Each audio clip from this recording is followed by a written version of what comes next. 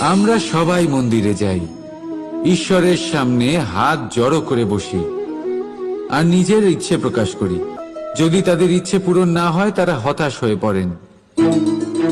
এবার থেকে যখনই আপনি মন্দিরে যাবেন, ঈশ্বরের সামনে বসবেন, হাত জড়ো করবেন আর বলবেন, ধন্যবাদ, ধন্যবাদ ঈশ্বর যে আপনি আমাকে যা দিয়েছেন তাতেই আমি খুশি।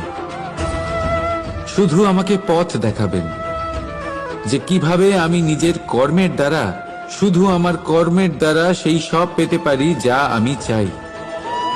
ঈশ্বরের থেকে শুধু চাইতে গেলে তাহলে ঈশ্বরের কাছে নিজেকে অনেক ছোট মনে হবে। কিন্তু যদি নিজের কর্ম করে তারপর ঈশ্বরকে ধন্যবাদ জানান,